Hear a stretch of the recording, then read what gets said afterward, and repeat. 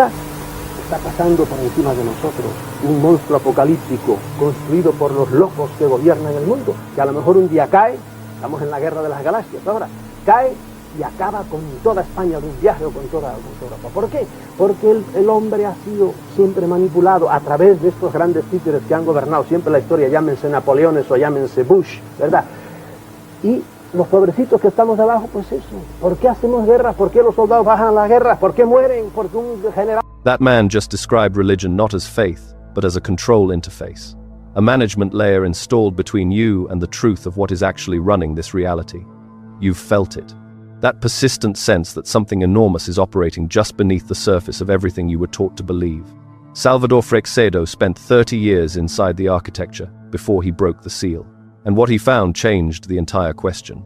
Here is what Freixedo's expulsion from the Jesuit order tells you before he even opens his mouth. Institutions do not silence confusion, they silence clarity. When a man spends 3 decades inside the most secretive intelligence order on earth, rises through its ranks, studies its deepest archives, and then walks out and says, publicly, on record, that behind all of it, someone very powerful gives orders. You are not dealing with a conspiracy theory, you are dealing with a confession. And here is the pattern that his confession points toward. The same non-human intelligence, wearing 3 different masks. You find it in the Sumerian tablets. You find it in the Gnostic texts, hidden at Nag Hammadi. You find it in the ecclesiastical structures of Rome. Different civilizations, different languages, different centuries, and yet the architecture is identical. Once you see it, you cannot unsee it. Every religion rereads itself. Every sacred text becomes a different kind of document entirely. This is not conspiracy, this is architecture. And there is a difference. Conspiracy implies accident, cover-up, human error scaling out of control. Architecture implies design, intention, a blueprint drawn before the building went up. Now I need you to stay with me through this entire thing, because approximately 15 minutes from where you are right now, we are going to reach the mechanism, not the symbols, not the history. The actual operating system underneath all of it, the way the control runs, the way energy moves through it, and the specific reason you were never supposed to understand how it works. That moment is coming. It will reframe everything that precedes it. But to get there, we have to go back to where Freixedo started. Inside a vault that most people on Earth do not know exists, and to what he found inside it that he could not, in the end, keep silent about. The Jesuit order is not a religious fraternity. That is the first layer, and it is the layer most people never move past. The Society of Jesus was founded in 1540 by Ignatius of Loyola, a former soldier, and from its first decade, it operated less like a congregation and more like a classified intelligence network embedded inside the structure of global religion. Its members were placed in royal courts, universities, confessionals of the powerful.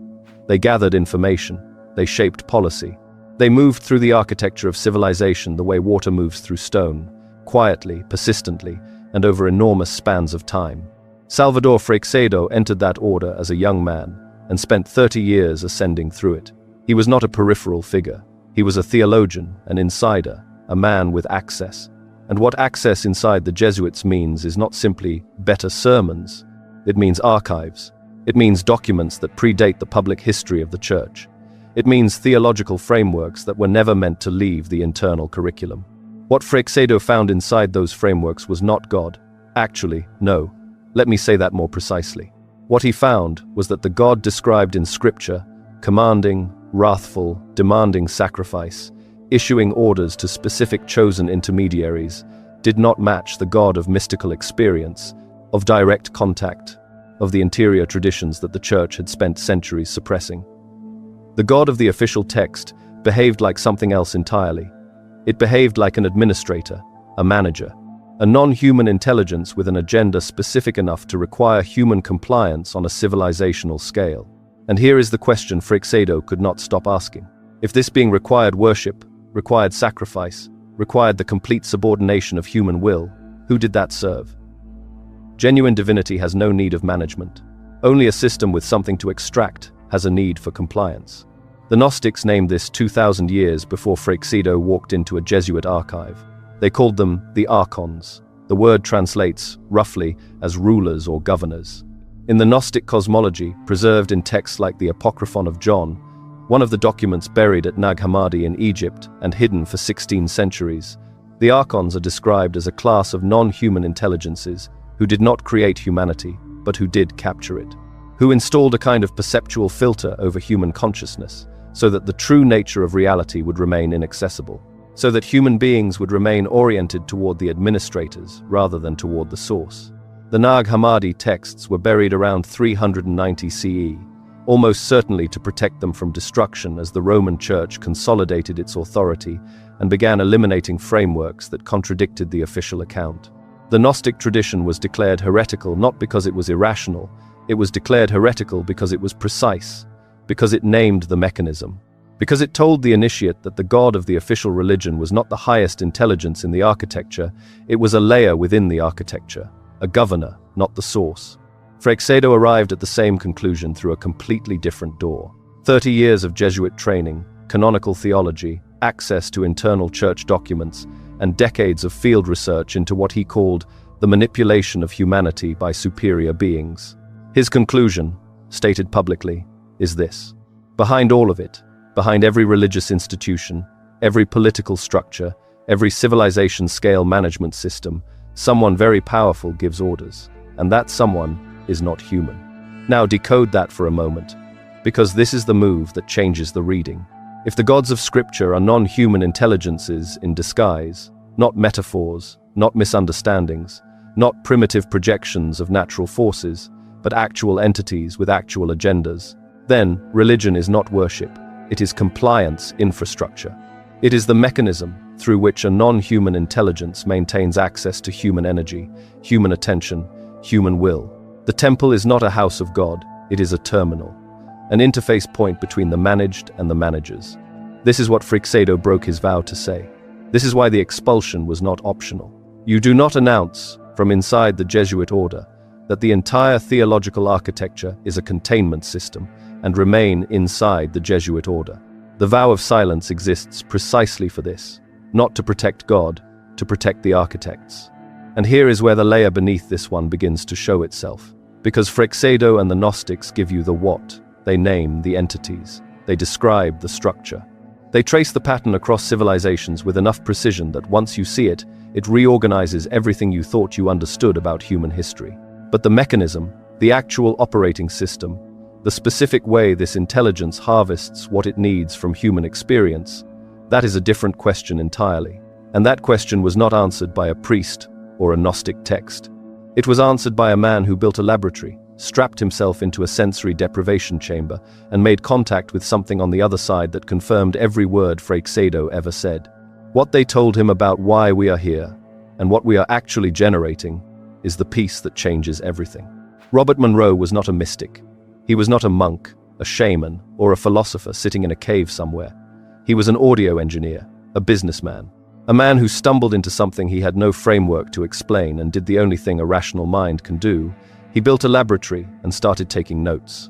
What he found inside that laboratory rewrote the map of human consciousness. And in 2003, the Central Intelligence Agency quietly confirmed it by declassifying a document they had been sitting on for decades. The Gateway Process, a technical report produced by the Army, not a fringe pamphlet, not a leaked conspiracy document. An official assessment of Monroe's methods, written in the dry language of military intelligence, concluding that human consciousness can be trained to exit the body, access non-local information fields, and interact with intelligences that do not originate from this physical plane. Read that sentence again. The Army wrote that, and they buried it for 20 years. Monroe himself described what he encountered outside the body, with the same precision he brought to his engineering work. He mapped the territories, he catalogued the entities, and one category disturbed him more than anything else he found: intelligences that were not hostile, not benevolent, but agricultural. They were not studying us, they were not guiding us, they were farming us.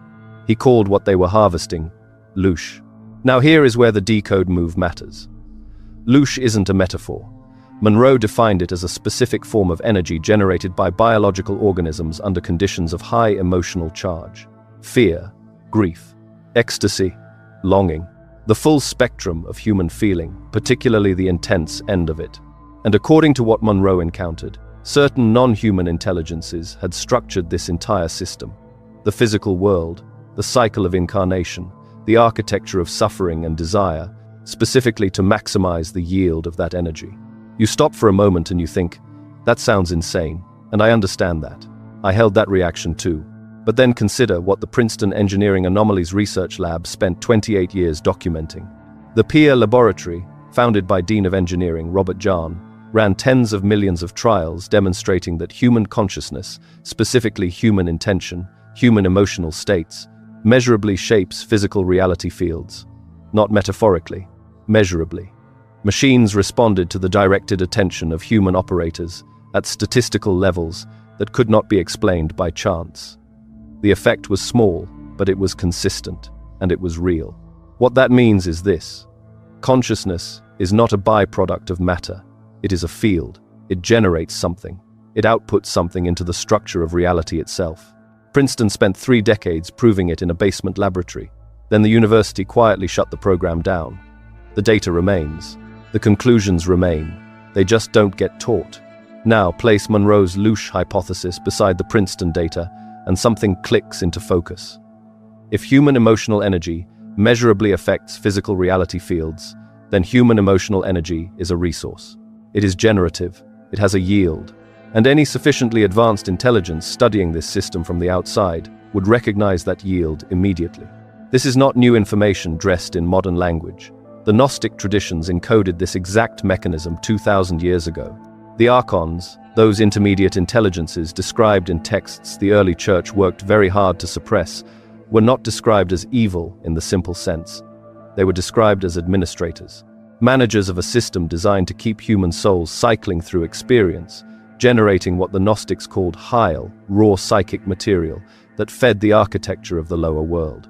The Nag Hammadi texts, recovered from an Egyptian cave in 1945, spell this out with a clarity that should have rewritten theology. It did not, because the institutions that controlled theology had a vested interest in keeping that particular door closed. Look at every major civilization and you find the same structure underneath the surface ritual. Mesopotamia built ziggurats, not as monuments to human achievement, but as landing platforms for divine administrators who required tribute, grain, blood, devotion, attention. Egypt constructed an entire cosmology around the management of the soul after death, with the Duat as a navigational system for consciousness moving through non-physical territories. The Vedic tradition described Indra's net, a web of interconnected nodes in which every point reflects every other point as the fundamental structure of reality. These are not primitive attempts at science. These are sophisticated maps of the same territory Monroe was navigating with electrodes and binaural beats in a Virginia laboratory in the 1970s. The pattern is too consistent to be coincidence, too precise to be myth, too convergent across cultures that never spoke to each other to be anything other than direct, repeated observation of the same underlying system. And here is what the intelligence community's own document quietly admits. The gateway process works. Consciousness can be trained to perceive these territories. The techniques are learnable, which means the door Monroe found is not locked. It never was. It was just hidden. But what the document doesn't tell you, what Monroe's notes gesture toward but never fully name, is the question of who designed the door, and why certain institutions have spent centuries making absolutely sure you never thought to look for it. That answer requires a framework that wasn't available to Monroe. A framework that comes not from the laboratory but from the cutting edge of cognitive science. And what it reveals about the nature of reality itself is the piece that will make everything before this moment fall into place. There is a cognitive scientist at the University of California, Irvine, named Donald Hoffman. He is not a mystic. He is not affiliated with any spiritual tradition. He publishes in peer-reviewed journals and presents at academic conferences. And what he has mathematically proven about the nature of reality is more radical than anything the Gnostics, the Vedantists, or Robert Monroe ever claimed. His theorem is precise. Space-time is not the ground of reality. It is an interface. It is a constructed representation, like the desktop of a computer, that evolution produced not because it shows us what is actually there, but because it allowed our ancestors to survive. The map is not the territory. The map is not even close to the territory. The map is a fitness-tuned hallucination that hides the actual structure of existence behind icons we can navigate without being destroyed by what we would see if the full signal came through. Think about what that means. Your eyes are not windows, they are filters. Your brain is not processing reality. It is rendering a simplified interface, optimized for survival within a specific set of parameters. The parameters were not chosen by you. They were not chosen by evolution in any blind, random sense. They were selected, structured, tuned. By what? By whom? Hoffman's answer is what he calls the conscious agents model. Reality, at its deepest level, is not matter. It is not energy in the physics sense. It is information exchanged between conscious agents. Consciousness is primary. Matter is derivative. The physical world you experience, the table, the chair, the weight of your own body, is a compressed rendering of a much vaster information exchange, happening at a level your interface is specifically designed not to show you. Now here is the decode move. Hoffman arrived at this through evolutionary game theory and mathematical modeling. But the ancient Gnostics encoded the identical theorem in the language available to them 2,000 years ago. The demiurge, the craftsman god of Gnostic cosmology, did not create reality out of nothing. He fashioned a copy, a simulation of a higher order of existence, a compelling, immersive, closed system that the souls trapped inside it would mistake for the totality of what is real. The demiurge is not a deity in the traditional sense. He is an architect of an interface. And the archons, who administer that interface, are, in Hoffman's framework, the agents who manage the parameters of the rendering. The Vedantic tradition called the interface Maya, not illusion in the sense of something false, but illusion in the sense of something incomplete, a veil, a layer of representation placed between the observer and the observed. The Upanishads spent centuries developing techniques for piercing that veil: meditation, contemplation, the disciplined withdrawal of attention from the rendered surface back toward the conscious agent doing the rendering. Every major esoteric tradition converged on the same diagnosis. You are inside a managed system. The management is not random. The system is not neutral. And the tools for stepping outside the parameters of the interface have been encoded, preserved, and in many cases deliberately obscured by the very institutions that claim to transmit them. Hoffman's mathematics did not invent this insight. They confirmed it. In the language of peer-reviewed science, in a form that the modern mind can hold without dismissing it as superstition, the theorem now stands. What you call reality is a constructed representation, and the architects of that representation are conscious agents, operating at a level of the information structure. Your interface was designed to hide from you. You are not crazy for having felt this, that sense that the world is a stage, that the rules are being written by someone you cannot see, that the suffering encoded into the structure of ordinary life is somehow too consistent, too architectural to be accidental. You were not paranoid. You were perceiving correctly through a filter designed to make correct perception feel like madness. And now you can name the filter. You can identify the interface. And the moment you can name what is running on the screen, you can begin to look for what is behind it. What's waiting there, who is waiting there, and what it means for the life you are living right now. That is exactly what you were never supposed to find out. You stop being a victim of circumstances the moment you recognize you are the observer inside the interface, not a feature of it. That is not a metaphor. That is the most practical thing anyone will say to you today. Recognizing the simulation is the first act of freedom. Everything else follows from that single shift. Now I want to hear from you. What layer of this opened something you hadn't named before? Drop it in the comments. I mean that. Your insights consistently add dimensions to this map that I could not have drawn alone. This is a collective decoding, not a lecture. What comes next goes deeper. Sacred geometry, the architecture of the pineal, and the activation sequences the mystery schools encoded into ritual. The initiation is not over. A priest broke a vow to hand you this key. The least we can do is use it. The door was always yours. You just needed someone to admit it existed. Leave what you found in the comments. Every insight you add becomes part of the collective decoding. And if you want to go deeper, the curriculum continues. The seal is already broken. Keep going.